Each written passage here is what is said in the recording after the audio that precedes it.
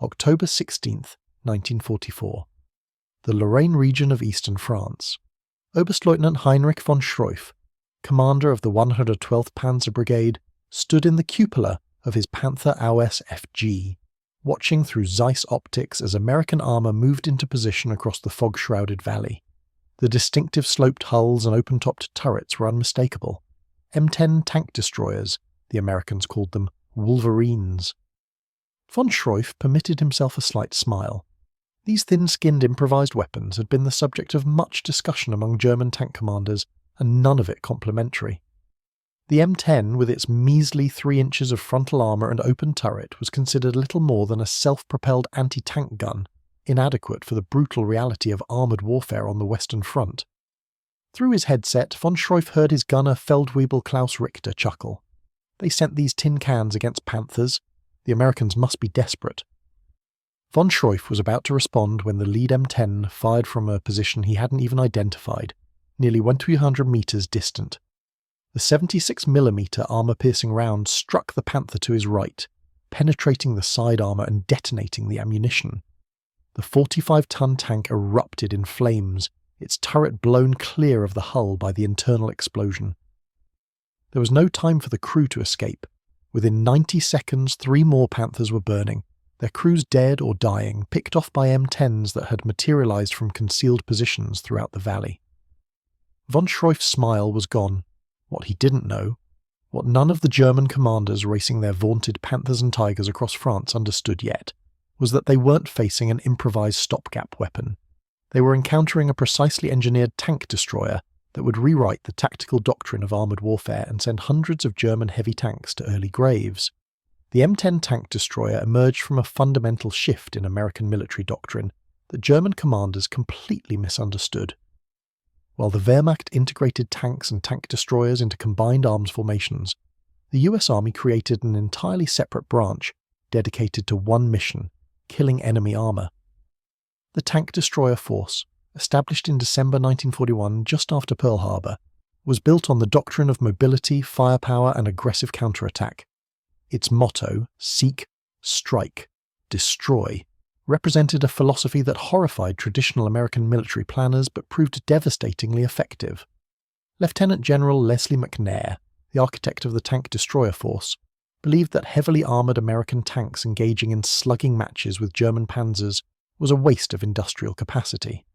Instead, he envisioned fast, hard-hitting vehicles that would rush to threatened sectors, ambush enemy armour, and withdraw before retaliation.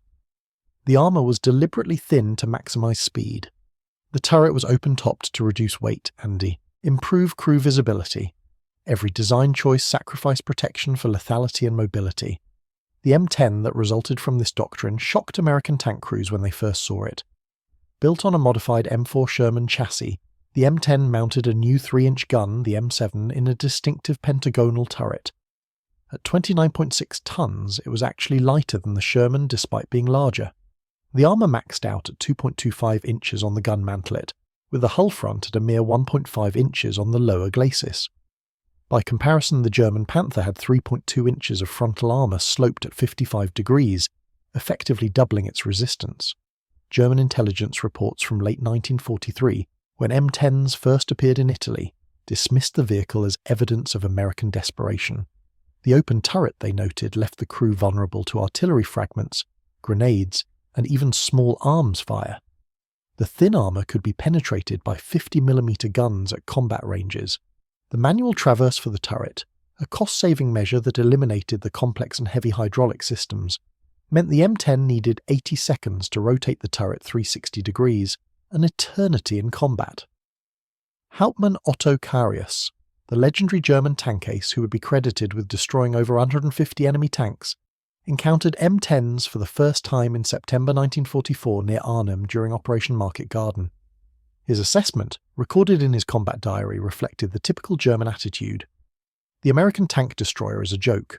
Open turret, thin armour, slow traverse. Our Panther can penetrate its armour from any angle at any combat range. One good high-explosive shell into that open turret and the entire crew is finished. They've built a death trap and called it a weapon. What Carius and his fellow Panzer commanders failed to appreciate was that the M10 wasn't designed to fight the way German tanks fought. It wasn't meant to charge across open ground trading shots in a test of armour and firepower.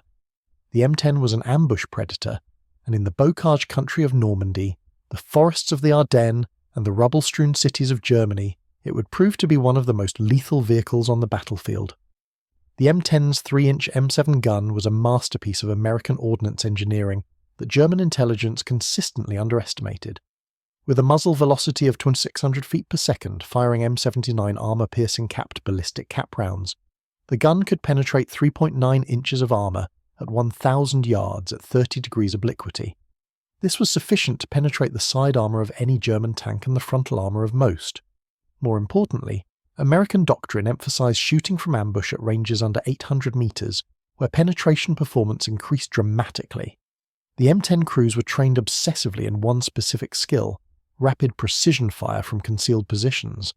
Unlike German tank crews who practice formation tactics and manoeuvre warfare, M10 crews spent hundreds of hours learning to identify weak spots on enemy armour, calculate range using the mil-dot reticle in their M70F telescopic sight, and put rounds on target within seconds of identifying a threat.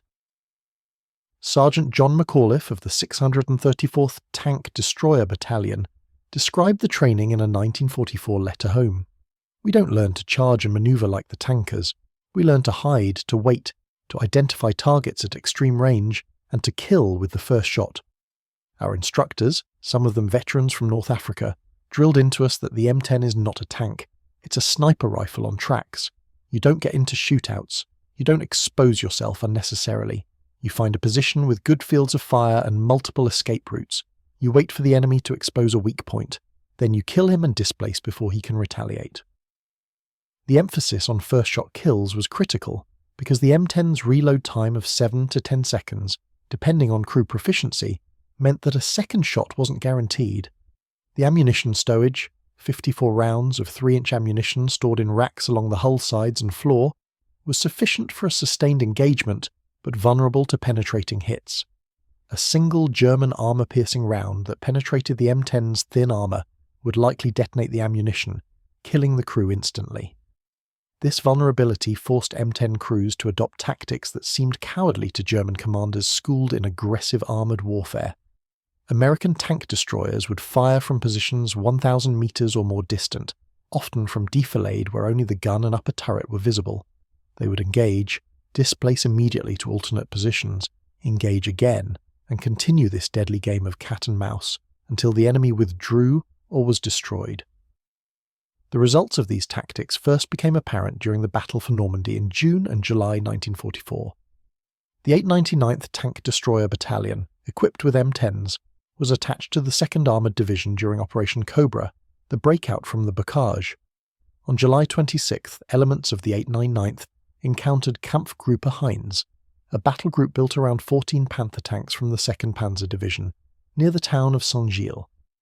The Panthers, among the most formidable tanks in the German arsenal, with their powerful 75mm Colt K-42 guns and sloped frontal armour, had been sent to plug a gap in the German lines. They advanced in textbook fashion, covering each other's movement across the open ground.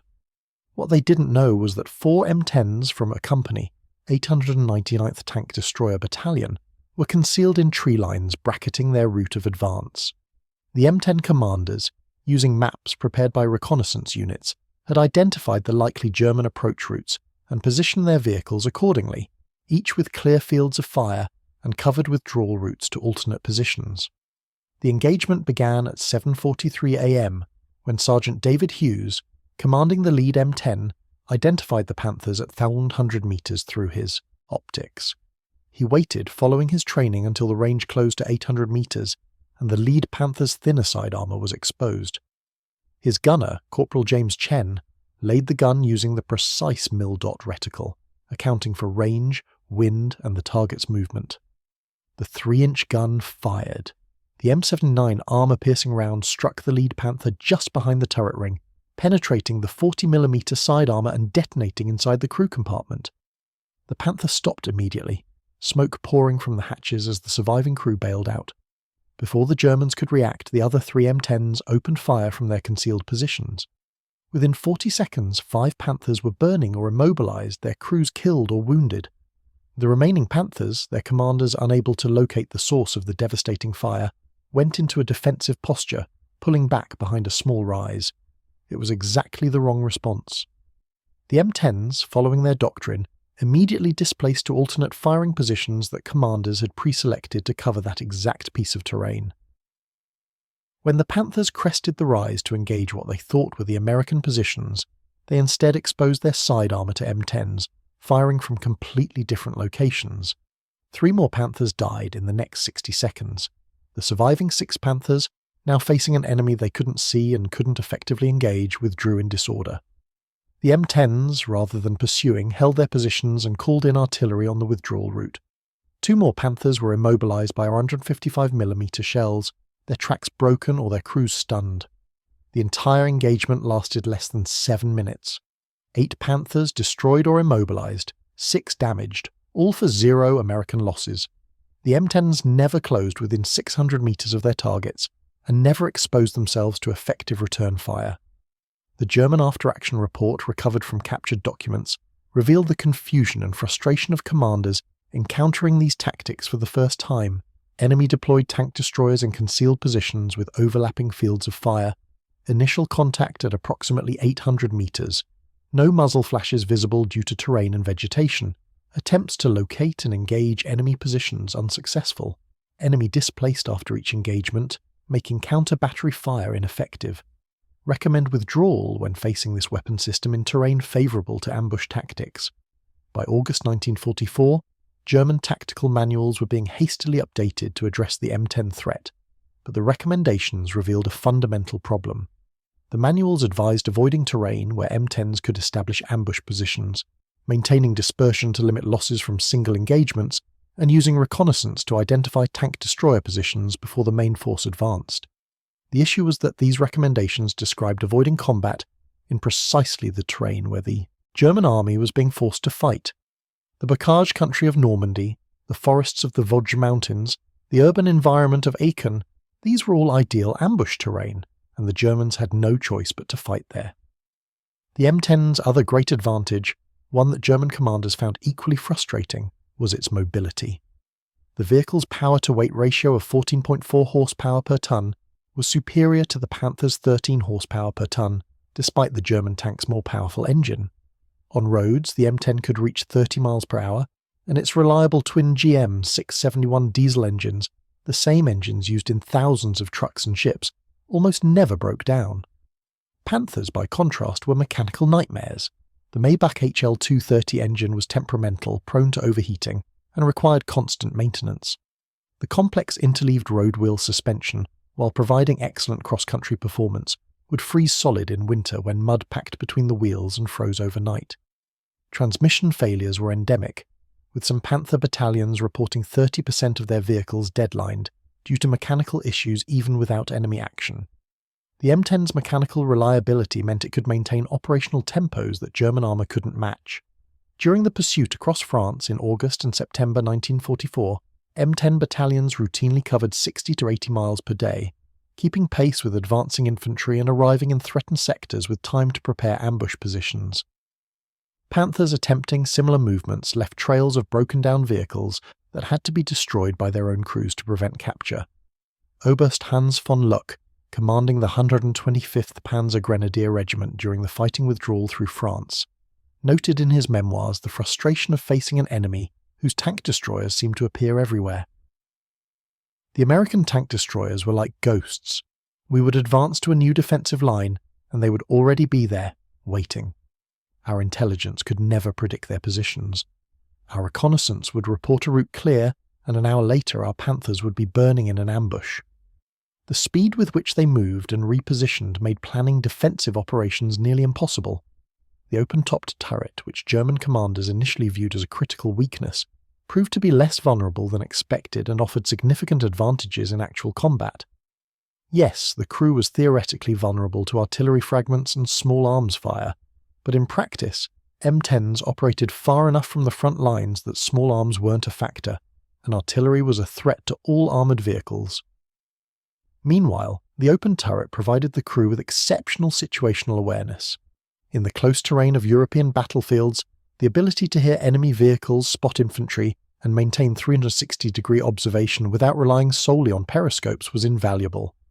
Tank commanders could stand in the turret while moving, spotting threats and terrain features that would have been invisible from inside a closed vehicle. During engagements, the commander could observe the fall of shot, direct the gunner onto targets, and monitor for flanking threats simultaneously. German tank commanders, buttoned up inside their Panthers with limited visibility through periscopes, often didn't see the killing shot coming. The open turret also provided a critical safety advantage. When an M10 was hit and penetrated, the crew could bail out in seconds through the open top. Panthers, with their heavy turret hatches and narrow hull openings, became death traps when penetrated. Statistically, M10 crews had a significantly higher survival rate when their vehicles were destroyed compared to German tank crews in closed turret vehicles. Lieutenant Robert Walters of the 705th Tank Destroyer Battalion survived 3 M10 losses during the drive into Germany. His account highlighted the open turret's life-saving properties. The first time we were hit, I was standing in the turret observing. The German round, probably a long 75 from a Panther, came through the lower hull and detonated our ammunition. I felt the vehicle lurch and saw flame coming up from below. I was out of that turret and on the ground in maybe 2 seconds. My gunner and loader were right behind me. The driver and assistant driver came out through their hatches almost as fast. We were all burned, some worse than others, but we were alive. I saw what happened when Panthers brewed up. The crews almost never got out. The hatches were too small, took too long to open. The Germans burned alive in their superior armour. However, it was in the fall of 1944, during the brutal fighting in the Hürtgen forest and around Aachen, that the M10 truly proved its worth against the best Germany had to offer. The urban and forest combat in these sectors created perfect conditions for the tank destroyer's ambush tactics, while negating the Panther's advantages in armour and long-range gunnery. The 893rd Tank Destroyer Battalion was attached to the 1st Infantry Division during the Battle for Aachen in October 1944. The city, the first major German urban centre to be attacked by the Allies, was defended by a mixture of regular Wehrmacht infantry, SS units, and critically elements of the 116th Panzer Division, with approximately 30 Panther tanks allocated for counterattacks. The German plan was sound. When American infantry penetrated into the city, Panthers would counterattack down the wide boulevards, using their superior frontal armour to shrug off American fire while their 75mm guns cleared buildings of defenders. Urban combat strongly favoured defenders with heavy armour. The Americans had a different plan. Tank destroyer platoons were integrated into the infantry advance, with M10s positioned to cover likely counterattack routes. The vehicles were concealed in rubble, in knocked-out buildings and behind debris piles, invisible to German observation but with clear fields of fire down the main streets. On October 13th, the expected counterattack came. 8 Panthers from the 16th Panzer Regiment advanced down Adalbertsteinweg, one of Aachen's main thoroughfares, supporting SS infantry. The lead Panther made it exactly 200 metres before Sergeant Thomas Holbrook's M10, concealed in the rubble of a destroyed department store, fired at point-blank range less than 100 metres. At that range, the M10's 3-inch gun penetrated even the Panther's frontal armour. The armour-piercing round punched through the 80mm glacis plate and detonated the ammunition storage in the hull. The Panther exploded with such violence that its turret landed 30 metres away. The following Panthers, trapped in the narrow street between buildings, couldn't manoeuvre. More M10s, positioned in buildings flanking the boulevard, opened fire. Side shots at under 150 metres were execution range. Within 3 minutes, all 8 Panthers were burning. The SS infantry, without armour support and facing American infantry in prepared positions, withdrew or were killed. The pattern repeated throughout the battle for Aachen. German armour, attempting to use urban terrain for protection, found itself trapped in kill zones prepared by tank destroyer crews who had studied the city's layout and pre-positioned accordingly. By the time Aachen fell on October 21st, the 116th Panzer Division had lost 24 Panthers in the city, 18 of them to M10s. The Americans lost 6 M10s, mostly to Panzerfaust anti-tank rockets fired by infantry at close range. The kill ratio of 3-1 in favour of the supposedly inferior American tank destroyer stunned German commanders. The Hürtgen Forest battle, which began in September 1944 and continued into December, provided even more favourable conditions for M10 operations. The dense forest limited visibility to 50 to 100 metres in many areas, completely negating the Panther's advantage in long-range gunnery. The narrow forest trails and fire breaks channeled armour into predictable routes that tank destroyer crews could cover from concealment. Elements of the 9th Panzer Division, deployed to defend the forest, quickly learned that their Panthers were at a severe disadvantage in the close terrain. Oberleutnant Werner Pluskat, commanding a Panther company in the Hürtgen, recorded his frustrations in captured documents. In the forest, the Panther is almost useless. Visibility is so limited that engagements occur at ranges where even a 75mm Sherman can penetrate our frontal armour. The American tank destroyers are positioned in defilade, covering every trail and firebreak.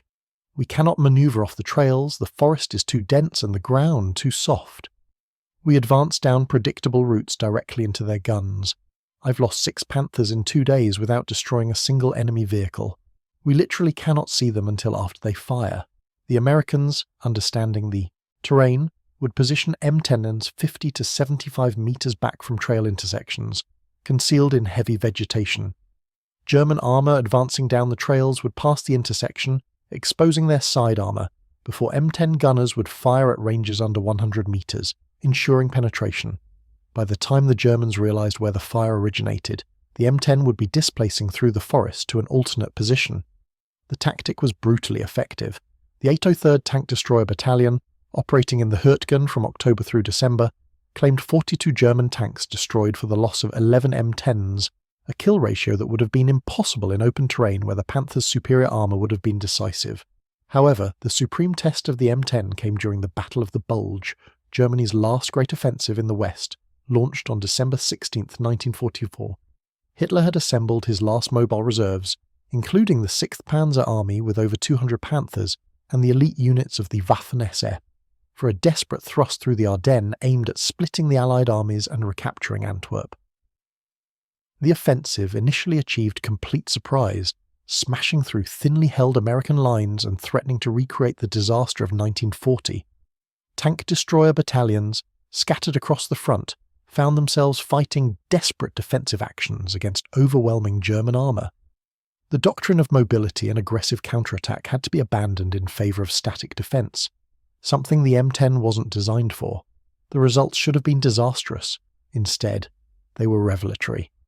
At the town of St. Vith, a critical road junction that the Germans needed to maintain their offensive's momentum, the 814th Tank Destroyer Battalion found itself defending against repeated attacks by the 1st SS Panzer Division. The SS Division, equipped with Panthers, Tigers and Panzerfaires, attacked with overwhelming superiority in both numbers and armour. On December 21st, the 804th, down to 11 operational M10s after several days of combat, established a defensive line on the ridges overlooking St. Vith. The German attack came at dawn, approximately 30 Panthers and 15 Panzer P4s advancing in company strength with supporting infantry. The M10 crews, low on ammunition and exhausted from days of continuous combat, prepared for what they assumed would be their last fight. What followed was one of the most one-sided engagements of the Battle of the Bulge. The German armour, advancing across open ground in the weak dawn light, was silhouetted against the snow. The M10s, positioned in hull-down positions on the reverse slope of the ridges, were nearly invisible. The engagement opened at 800 metres with all 11 M10s, firing simultaneously at pre-designated targets. 11 Panthers exploded, burned or stopped dead in the first volley. The surviving German tanks, confused by the sudden devastating fire, stopped to acquire targets. It was exactly the wrong response.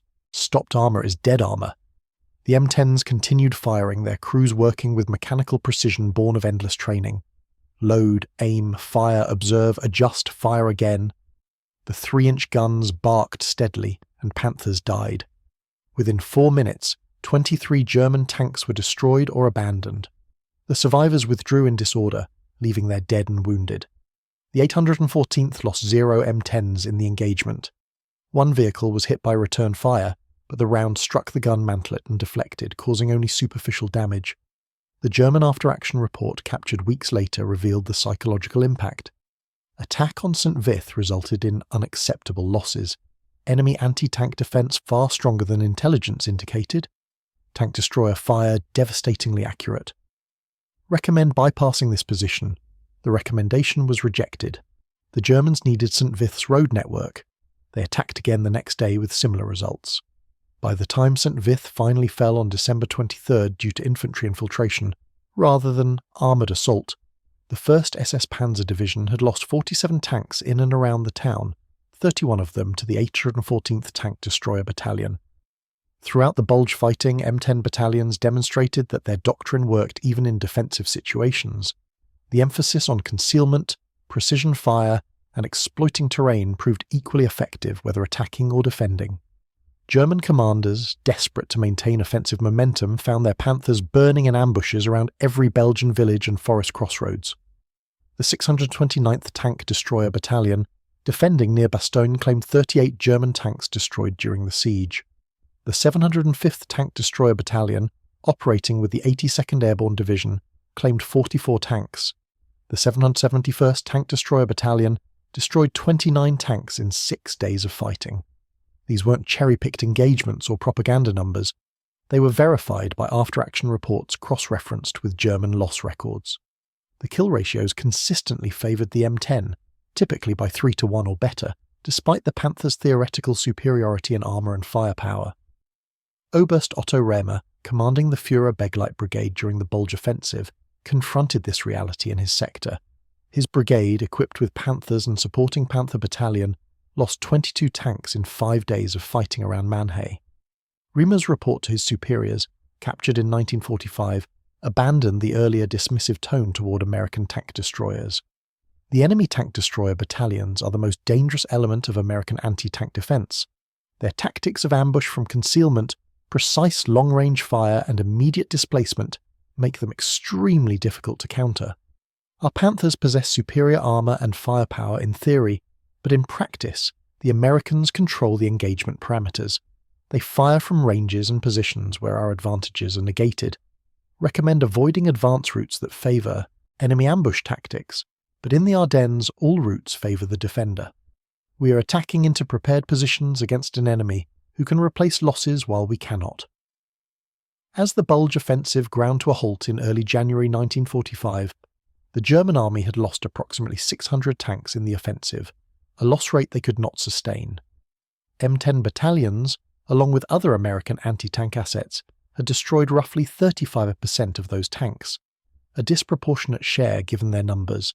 The myth of German armour superiority, never quite true but persistent among both German and Allied forces, was thoroughly demolished. The final phase of the M10's combat career came during the advance into Germany in early 1945. With the German army in full retreat and the Luftwaffe nearly non-existent, American forces could employ their tank destroyers in the mobile role originally envisioned. M10 battalions ranged ahead of advancing infantry, hunting German armour wherever it tried to establish defensive positions. The 607th Tank Destroyer Battalion's operations in March 1945 exemplified this aggressive employment. Attached to the 5th Armoured Division during the drive to the Rhine, the 607th operated as a semi-independent hunting force, responding to reports of German armour and racing to intercept before the enemy could establish defensive positions. On March 15th, near Andernach, the 607th received reports of a Panther company defending a bridge over a tributary of the Rhine. Rather than waiting for infantry support, the battalion commander, Lieutenant Colonel James O'Connor, decided to attack immediately before the Germans could destroy the bridge. 6 M10s advanced at maximum speed down the approach road, counting on surprise and aggression to overcome the Panthers' defensive advantage. The gamble succeeded. The German Panthers, positioned to cover the bridge approaches, weren't expecting American armour to attack unsupported. The M10s, moving at 25 miles per hour down the road, crashed into the German position before effective fire could be brought to bear. At ranges under 300 metres, the engagement became a point-blank brawl. The M10's faster traverse, despite being manual, proved advantageous in the chaotic close-range fight. Crews could slew the gun onto targets, fire and engage new targets faster than the Panthers could respond. 5 Panthers were destroyed in less than 3 minutes. The surviving Germans abandoned their vehicles and fled. The bridge was captured intact, and the 5th Armoured Division poured across, maintaining the momentum of their advance. This kind of aggressive action, once considered impossible for the lightly armoured M10, became routine in the war's final months. German resistance was crumbling.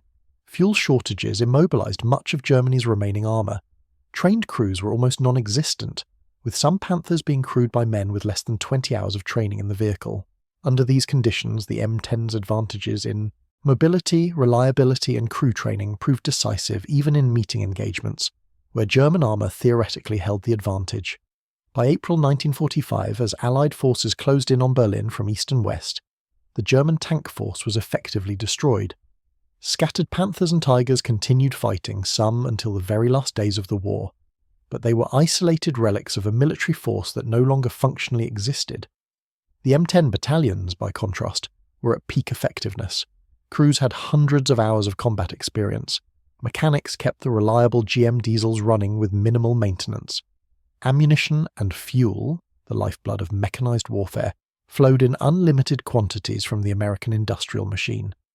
The final statistics told a story that would have seemed impossible to the German commanders who mocked the M10 in 1943.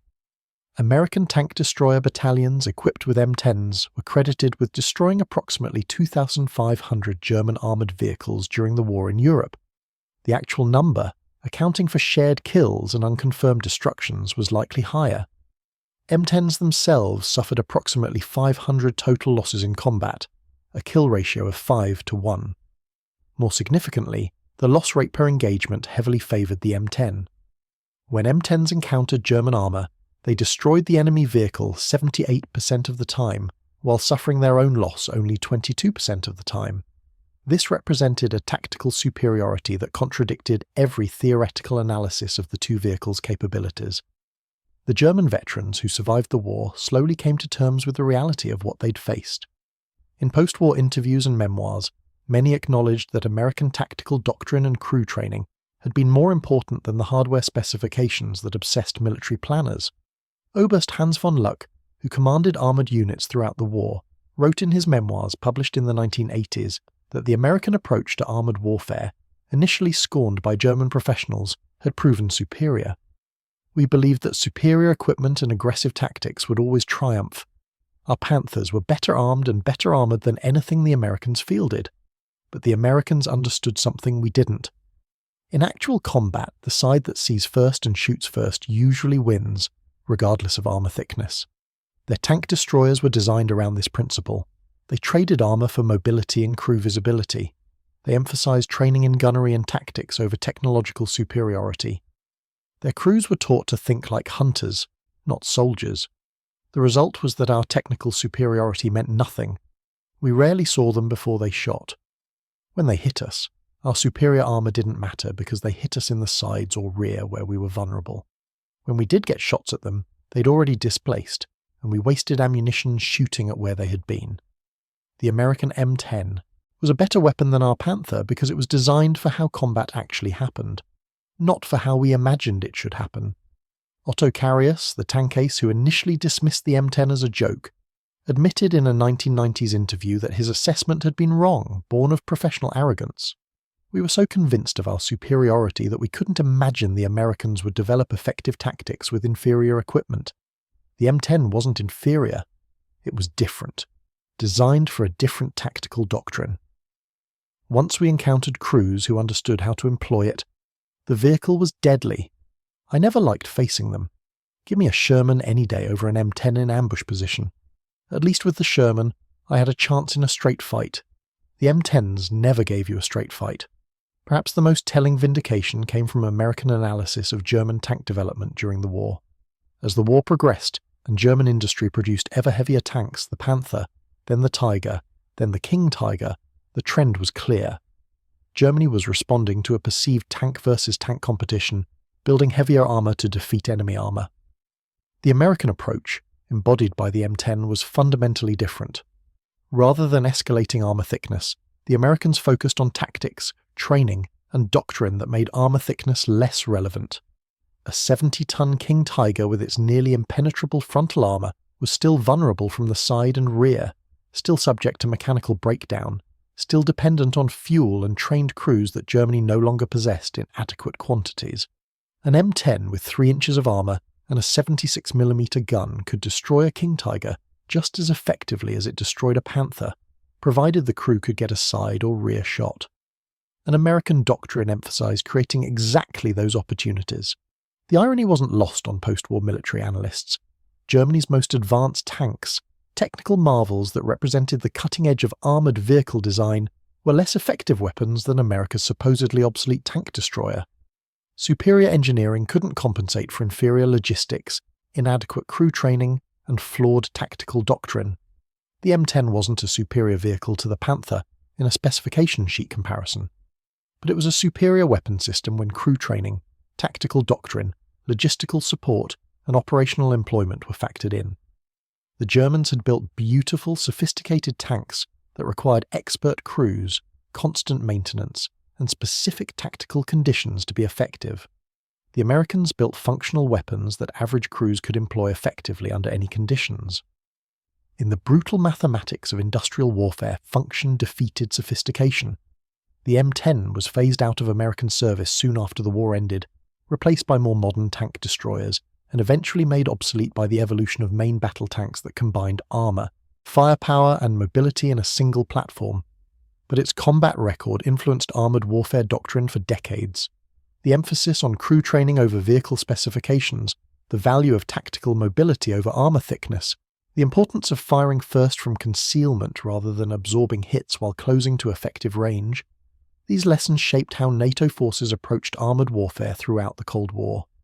In military museums across America and Europe, restored M10s sit quietly among other fighting vehicles of World War II. Their statistics are unimpressive compared to the massive German tanks nearby. The 3-inch gun looks inadequate next to the Panther's 75mm or the Tiger's 88mm. The thin armour appears almost comical compared to the heavy steel plates of German heavy tanks.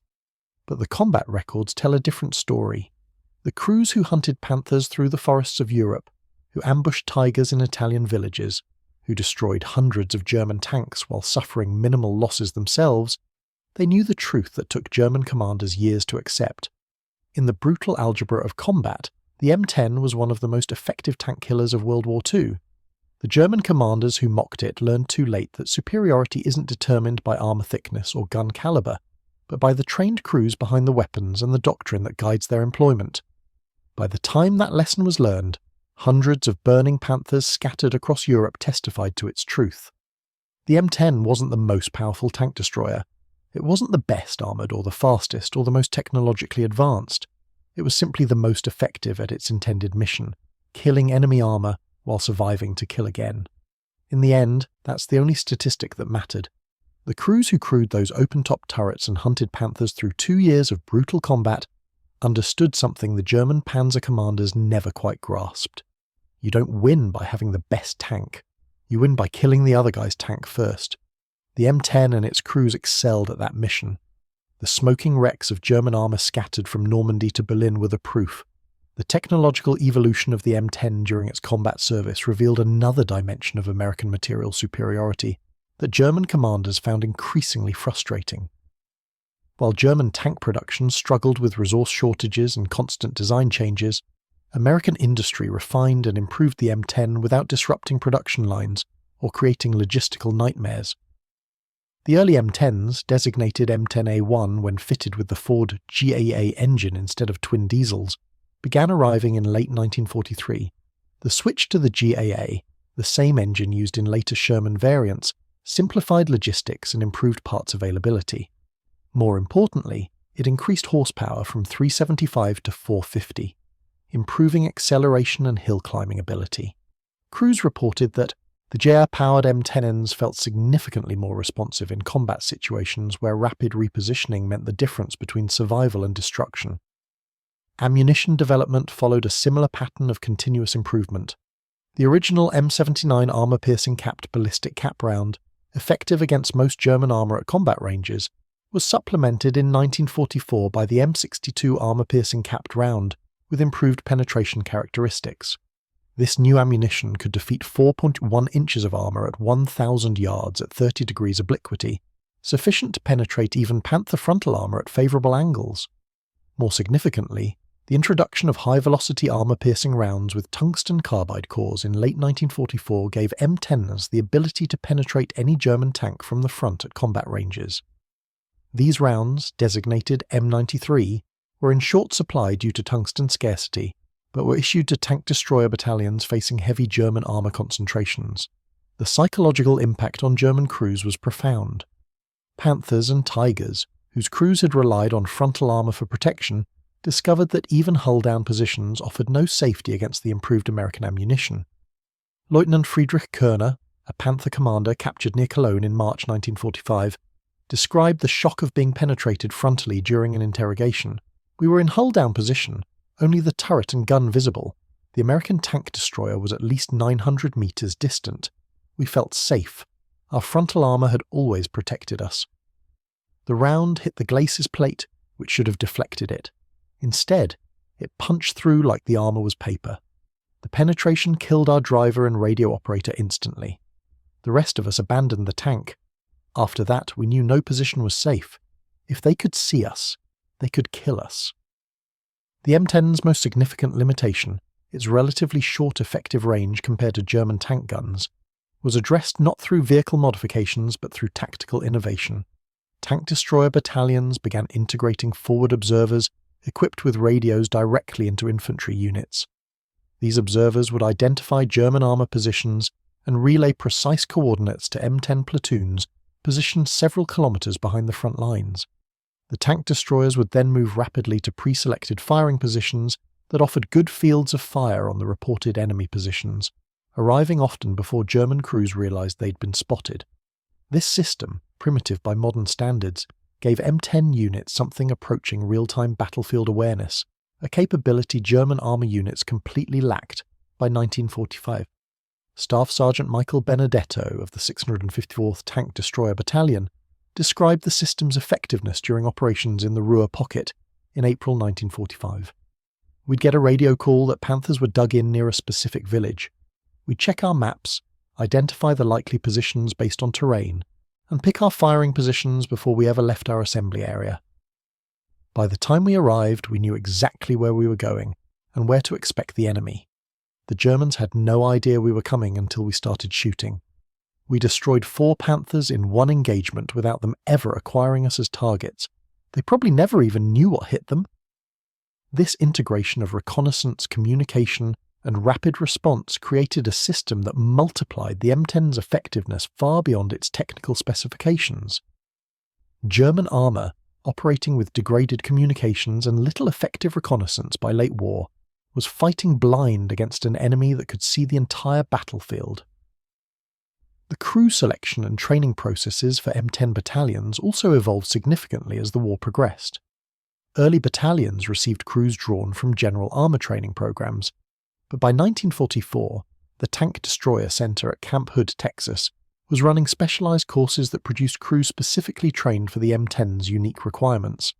Gunners spent weeks mastering long-range precision fire using the M70F telescope sight. The training emphasized first-round hits at ranges from 400 to 1,200 meters against moving targets. Unlike tank gunners who were trained to fire on the move, M10 gunners learned to fire exclusively from static positions, taking the time to achieve proper aim before pulling the trigger.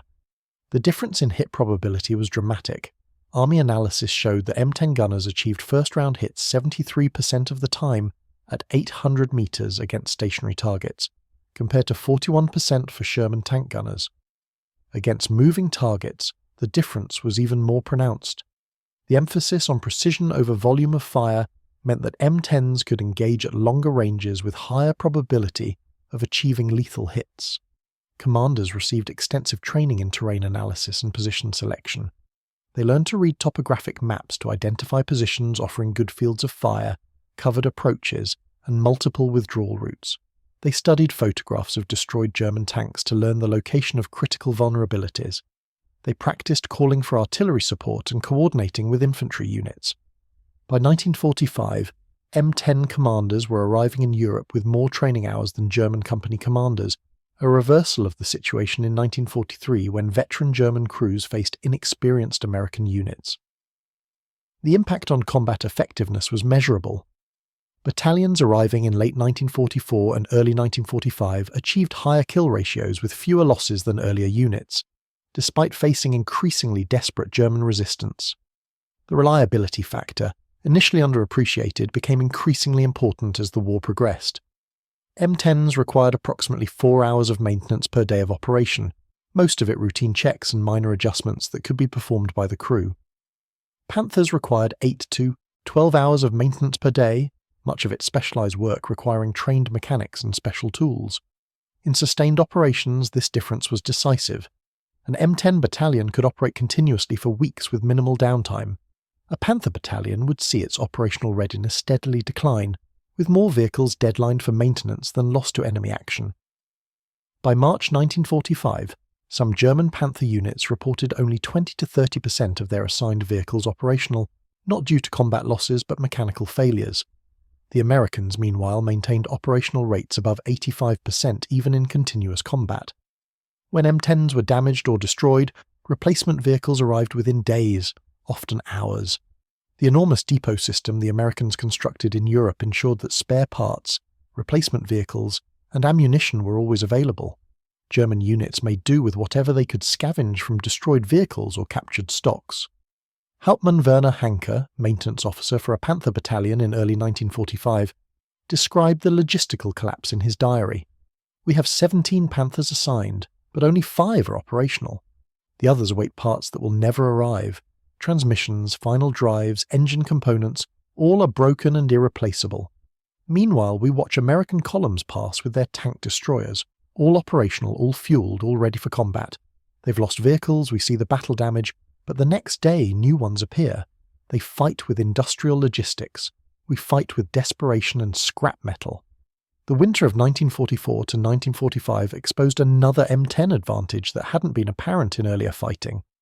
The air-cooled radial engines in diesel variants and the reliable Ford GAA in the gasoline variants started consistently in sub-zero temperatures that left German vehicles frozen solid. Panthers with their liquid-cooled Maybach engines required hours of warming before they could start in extreme cold, assuming the coolant hadn't frozen and cracked the engine block. M10s in the Ardennes and later in Germany operated throughout the brutal winter without the starting problems that immobilized much of Germany's remaining armour. Crews could start their engines, warm up briefly, and move out within minutes even in temperatures well below 0 Fahrenheit. The operational tempo this enabled gave American forces enormous advantages in winter combat. German units attacking in the Bulge discovered that their armour could advance only during relatively warm midday hours when engines could be started and kept running. M10 units defending against these attacks could position overnight in sub-zero weather, start their engines before dawn, and be ready to engage the moment visibility permitted. The Germans often found themselves attacking into prepared defences rather than catching sleeping Americans. The introduction of the M36 tank destroyer in late 1944, mounting the more powerful 90mm gun, did not render the M10 obsolete as might be expected. Instead, it highlighted the M10's continuing utility. The 90mm gun, while more powerful, was also heavier and created more recoil, making the M36 less suitable for the rapid-fire techniques that M10 crews had mastered. Many experienced battalions resisted transition to the M36, preferring the familiar M10 with its faster rate of fire and better understood ballistics. The 3-inch gun, while less powerful on paper, was sufficient to defeat any German armour when properly employed. Crews argued that the weapon they knew intimately was more effective than a more powerful weapon they'd have to learn from scratch. This preference reflected a mature understanding of weapons employment. Superior specifications mattered less than crew confidence and experience with their equipment. An M10 crew with hundreds of combat hours could achieve results that a fresh crew in an M36 could not match despite the superior vehicle. The Army, recognizing this reality, allowed many battalions to retain their M10s through the end of the war. The psychological warfare aspect of the M10's employment deserves examination. German forces by 1945 had developed what military psychiatrists would now call conditioned fear responses to specific Allied weapons. The sound of American artillery, the sight of fighter bombers, and increasingly, the recognition of M10 profiles created immediate stress responses in German soldiers. Gefreiter Hans Schmidt, an infantryman captured in the Ruhr, described the fear in his interrogation. When we saw the profile of those tank destroyers with the pentagonal turrets, we knew our armour was dead. The Panthers would be gone within minutes, and then we'd be alone facing American infantry with no support. It happened so many times that just seeing them made you want to surrender. What's the point of fighting when you know your tanks will be destroyed and you'll be captured or killed? Better to survive. This psychological dimension multiplied the M10's material effectiveness. German units that might have fought effectively in support of their armour instead dissolved or withdrew when their tanks were quickly eliminated. The rapidity with which M10s could destroy German armour concentrations created cascading tactical failures in German defensive positions. The urban warfare techniques developed by M10 crews during the fighting in German cities represented the apex of the vehicle's tactical employment. Crews learned to position their vehicles inside buildings, firing through knocked-out walls or enlarged windows. The tactic provided both concealment and protection while maintaining fields of fire on key streets and intersections. In Cologne, during the cathedral fight in March 1945, Sergeant Robert Early positioned his M10 inside a destroyed department store overlooking Domkloster Square. His vehicle was invisible from street level, but could cover the entire square. When a Panther attempted to cross the square, Early's gunner fired through the store's demolished facade at a range of 60 metres, destroying the German tank with a single shot to the turret ring. The German crew never identified the source of fire. Follow-on Panthers attempting to recover the damaged vehicle met the same fate. 3 Panthers were destroyed in that square by Early's single M10, which remained undetected despite being less than 100 metres from German infantry positions. The urban environment that should have favoured defensive armour instead became a killing ground, where concealment mattered more than armour thickness. The M10's contribution to river crossing operations demonstrated another tactical flexibility that German commanders hadn't anticipated.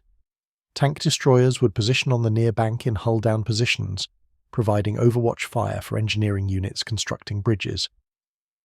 The long range of the 3-inch gun allowed M10s to engage German positions on the far bank that attempted to interdict crossing operations. During the Rhine crossing in March 1945, M10 battalions fired thousands of rounds in support of engineering operations. The high explosive shells, while not the M10's primary ammunition, proved effective at suppressing German defensive positions. The psychological effect of accurate fire from weapons the Germans knew could destroy their armour was significant. Even infantry positions were evacuated when M10s began engaging them. Lieutenant Otto Becker, defending near Remagen, explained the reasoning in his interrogation. We knew those were tank destroyers, designed to kill armour with armour-piercing rounds. But we also knew they carried high explosive ammunition, and their gunners were very accurate. If they were shooting at your position, even if you were infantry in a bunker, you knew the next round might come through your firing slit. Better to withdraw and live than stay and be killed by a weapon that wasn't even designed to fight infantry. The final weeks of the war saw M10s operating in roles never envisioned during their design. They served as mobile artillery, firing indirect fire missions in support of advancing infantry. They operated as reconnaissance vehicles, their speed and crew visibility making them effective for scouting forward of main forces. They even served as improvised assault guns, supporting infantry attacks on fortified positions. This tactical flexibility, born of crew initiative and supported by commanders who recognized that doctrine should serve victory rather than constrain it, represented the maturity of American armoured doctrine. The M10 had evolved from a specialized tank destroyer into a multi-role armoured vehicle capable of adapting to whatever mission the tactical situation demanded. German commanders trained in rigid doctrinal employment of specialized vehicles struggled to counter an enemy who used weapons flexibly and opportunistically. A Panther was a tank, employed in tank roles.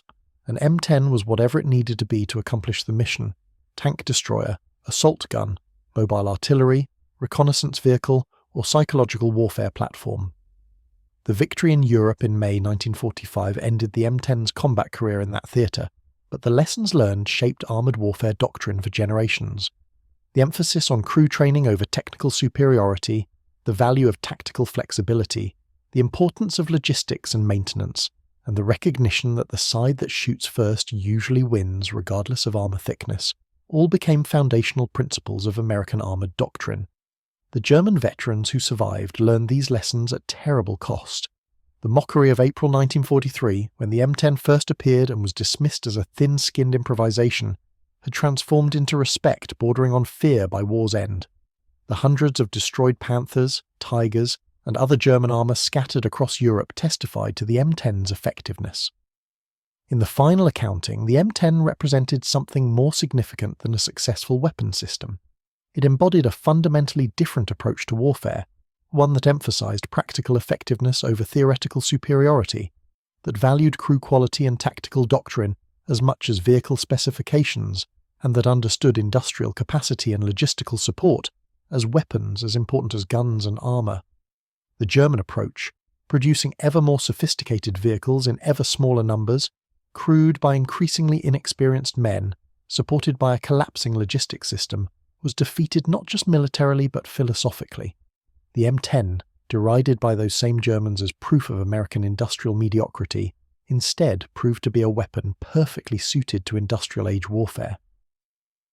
The crews who fought in those open-topped turrets, who mastered the art of the ambush, who learned to kill Panthers and Tigers with a gun the Germans thought inadequate, they wrote a chapter in military history that contradicted every assumption about armoured warfare that dominated military thinking in 1939. They proved that in actual combat, the best weapons are those that work reliably, that crews can employ effectively, and that tactical doctrine can exploit fully. The M10 Wolverine was all of those things. It was never the most powerful tank destroyer, never the best armoured, never the most technologically impressive.